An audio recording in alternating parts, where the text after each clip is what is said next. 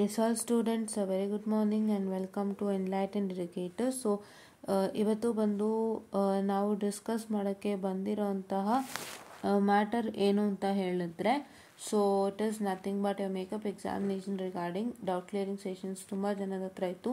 So ಅದನ್ನು clear ಮಾಡೋಕ್ಕೆ ನಾನು ಬಂದಿದ್ದೀನಿ. So the very first thing you all have to understand is, ಒಬ್ಬರು ಕೇಳಿದ್ದಾರೆ ಮ್ಯಾಮ್ ನಾ ಮೇಕಪ್ ಎಕ್ಸಾಮ್ನ ಪಾಸಿಂಗ್ ಮಾರ್ಕ್ಸ್ಗೆ ಬರ್ತಿದ್ದೆ.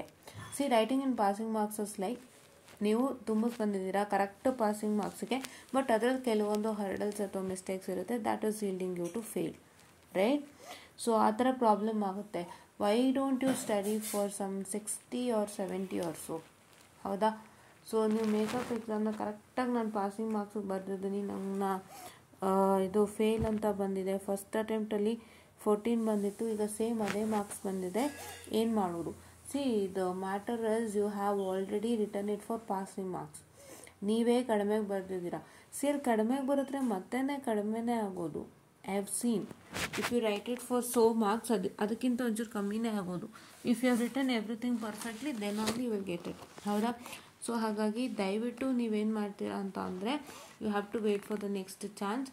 You have only made a mistake, you have to make for a wait for a next chance until and unless you get it, okay? And don't do repeat this again, writing for only for passing marks.